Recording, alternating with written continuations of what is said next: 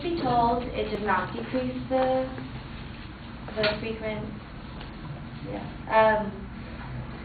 In 1986, federal government study of the Bureau of Alcohol, Tobacco, and Firearms found that 1/5 of the guns seized by the police in Washington, D.C. were homemade. The zip guns can be made from tubing, tape, a pin, a key, whittlewood, and rubber bands. In fact, the New York Times wrote an article called "The Tribesmen in Pakistan Thrive" in November 1977 that stated there have been Pakistani and Afghan people that have made firearms capable of firing the Russian AK-47 cartridge with using just wood fires and inferior tools. Even bootleg ammunition is no harder to make than bootleg liquor. Although modern smokeless gunpowder is too complex for backyard production, conventional black powder is simple to manufacture. Prohibiting guns use and ownership will not make it easier for police to catch criminals who use guns. More than 70% of armed career criminals get their guns from off-the-street sales and criminal acts, such as burglaries. And 71% of these firearms are stolen, says the Armed and Considered Dangerous, or says the U.S. Department of Justice in 1986. Tracing these firearms will not lead to the criminals, as the trail stops at the last legal owner. Yet the National Institute of Justice survey of prisoners, many of whom were repeat offenders, showed that 90% were able to obtain their last firearm within a few days. Most obtained it within a few hours. 3/4 of the men agreed that they would have no trouble, and only a little trouble obtaining a gun upon release, despite the legal barriers to such a purchase. Most police officers concur that gun control laws are ineffective. A 1986 questionnaire sent to every major police official in the country produced the following results. 97% believe that the firearms ownership ban would not reduce crime or keep criminals from using guns. 89% believe that gun control laws, such as in those in Chicago, Washington, D.C., and New York City, had no effect on criminals. And 90% believe that if firearms ownership was banned, ordinary citizens would be more likely to be targets of armed violence.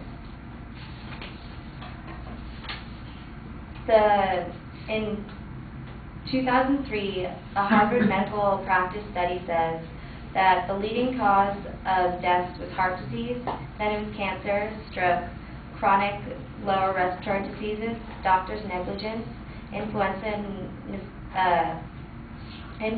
and motor vehicle, and then lastly it was suicide with firearms, homicides, and accidents. Accidents, including falls, poisons, choking on floor and other objects, drowning, fires, flames, and firearms. Firearms was actually the last one, with only 776 deaths in 2003. For children, the most amount of deaths was motor vehicle, drowning, fires and flames, mechanical suffocation, indigestion of food, and then lastly it was firearms. So it says,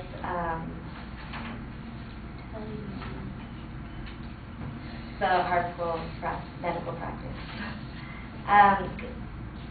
Guns do not turn ordinary citizens into murderers. Significantly fewer than one gun owner in 3,000 commits homicide, and that one killer is far from a typical gun owner.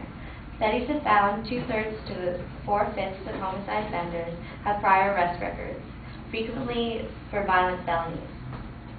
A study by the Pro Control Police Foundation of Domestic Homicides in Kansas City in 1977 revealed that in 85% of homicides among family members, the police had been called in to break up violence.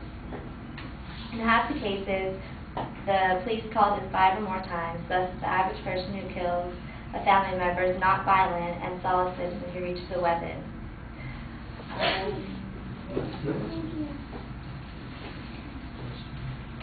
The risks, therefore, of gun ownership by ordinary citizens are quite low. Accidents can be avoided.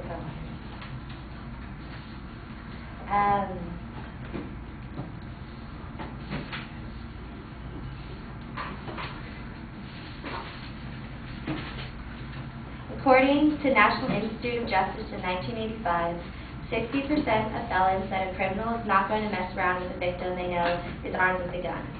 75% said criminals are more worried about meeting an armed victim than they are about running into the police. In 1982, 34% of felons had been scared off, shot at, wounded, or captured by an armed victim. Law-abiding citizens... Thank you.